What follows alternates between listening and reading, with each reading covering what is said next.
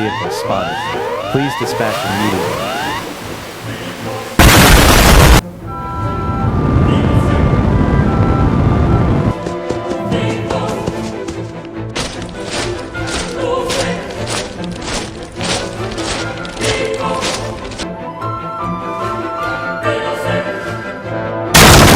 Who got the info? Beatrice would apply. That's good.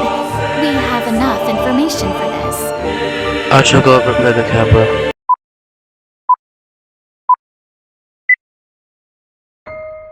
Greetings.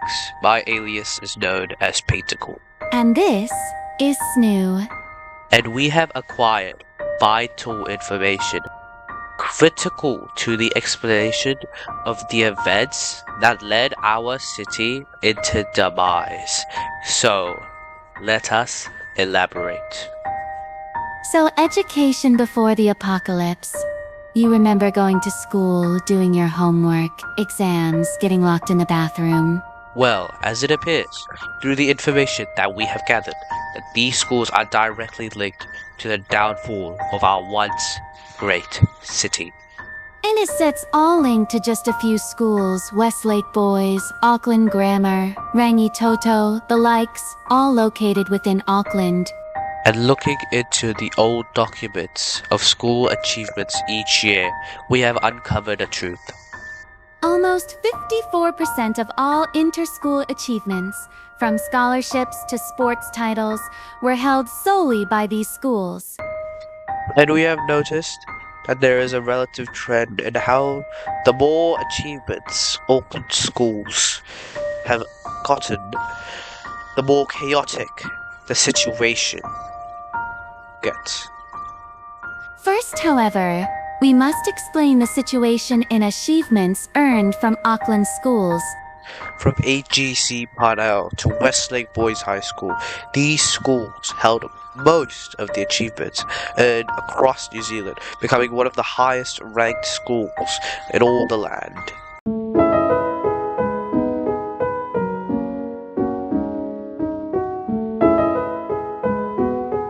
First, university entrances. Auckland schools, especially these schools listed, perform better in NCEA Level 3 and university entrances. Compared to the rest of the country, with a 54% pass rate, these schools has an 87% pass rate for NCEA Level 3. Auckland also had the highest NCEA excellence endorsement rates, being almost more than 20% higher than the rest of the entire country. This information also translates to NCEA scholarship results. These schools currently hold over 56% of all scholarships in New Zealand. This, by the way, are just these schools, not including the other schools around Auckland. In fact, Westlake Boys High School solely held 5 of the 32 scholarship top scholars in 2024, and also tied to the record of 9 top scholars in 1 year in 2023.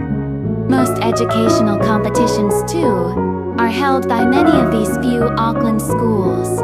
Statistics show once again that these schools, most notably Maclean's College, St. Kentigern, Auckland Grammar, and Westlake Boys, dominate these fields, holding most of these educational titles and awards. In sports, the trend doesn't differ.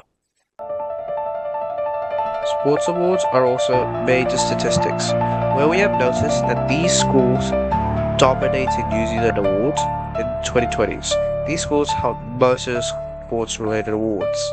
Westlake Boys alone held the rugby league in a chokehold, scoring 17 championships since the introduction of the league in 1988. Meanwhile, it also holds major achievements in rowing, holding the Mighty Cup 4 times, and winning the Football League 3 times in a row, while the girls' school became the #1 sailing school in all of Oceania.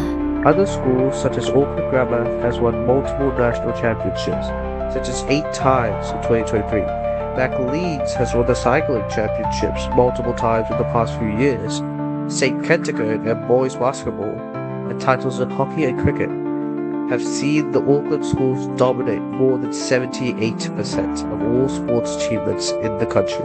This shows a major cut in achievements in Auckland compared to other parts of the country.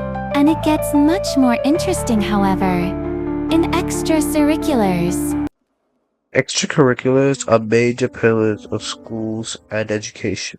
The trend in most of these, however, shows that the absolute domination of Auckland schools in this area is just the same as in education and sports. We first start with music. Auckland schools absolutely dominate this field. For example, in the Big Sing finale of 2025, all the gold awards were handed to Auckland schools. In fact, the Westlake schools alone held 3 of the 6 awards. The trend also continues within other fields of music. In KBB, most of the gold awards were once again won by Auckland schools. This also shows itself in coding competitions, debating, and even video games. But the main reason we give this information is, and after scouring through multiple years of lost information, we suspect that these schools are explicitly trying to create an unequal class divide between the other schools and them. Why, you may ask? Well, for 2 reasons. Both to entice students to come to their schools, and for a different reason. We can see from statistics that these schools are way more expensive than other schools in the same metric, and that these schools have a higher demand. Housing prices around these areas were soaring through the roof, literally costing you an arm and leg just to come to these schools. This increases all house prices around the schools, making parents want to send their children to these schools even more for clout, thus causing a never-ending cycle of increasing funding. The top benefit the most, while the bottom feeds the top. It almost looks like this is just a pyramid scheme. The top, the schools, the headmasters, gain almost all the profit, gain, and glory, while the students and parents build the foundation for the top to prosper. But we don't think this is just it, and it covers the true dark story that comes from these schools, an act of desperation to be recognized by the government and to gain more further funding. You see, the government has been drastically lowering the funding in Auckland City, cutting over $2 billion in funding in the past few years. But while this funding is cut, especially in the education sector, the more achievements these schools received. We believe that these schools gained more achievements as a sign of desperation, trying to get more recognition so that the schools and the city can receive more funding from the government. However, this caused a spiral.